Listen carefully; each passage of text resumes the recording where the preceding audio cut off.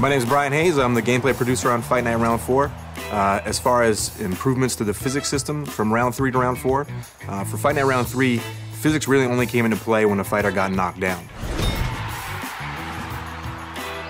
In Fight Night Round 3, because the boxer movement was somewhat slow and robotic, you often found that the gameplay degraded into two guys standing in front of each other and just trading blows.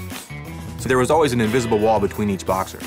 They would never allow the boxers to get very close together because there'd be excessive clipping of arms passing through heads and bodies and torsos. With the new physics-based gameplay engine of Fight Night Round 4, we can let those guys get really up close and personal, so they can really stand head-to-head and exchange blows at close range. And that brings a lot of strategic depth and variety to gameplay.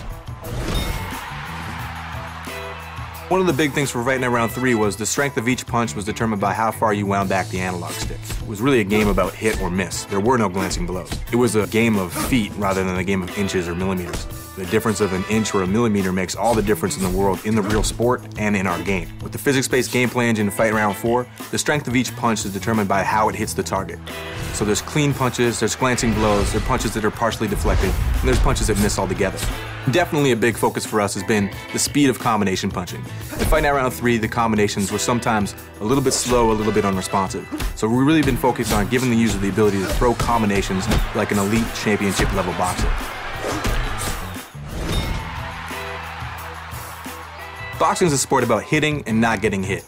Not hitting and standing in front of your opponent and trying to swat his punch out of the air so you can paralyze him for 2 seconds. So for Fight Night Round 4, we're really focusing on defensive head movement and defensive footwork so you can step to the side or move your head to make your opponent miss and then make him pay. The knockdown moment in Fight Night Round 3 was a big moment. It was actually really fun to see, really fun to watch, but it was very repetitive. A canned animation effect that happened every single time.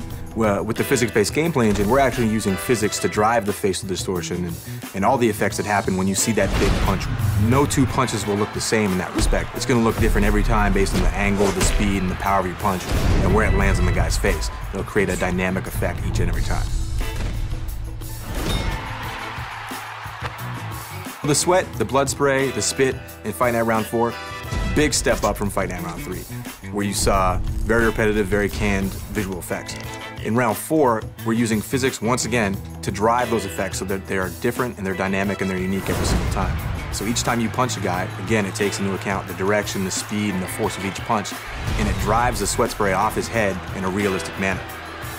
So taking everything together, what we're really trying to deliver is the most realistic simulation of the sport of boxing ever in a video game. In Fight Night Round 3, you saw a very scripted, very repetitive experience where people stood in front of each other, tried to swat their punches out of the air, and counterpunch. In Fight Night Round 4, you see a much more fluid, natural game with footwork, head movement, people making each other miss and making them pay.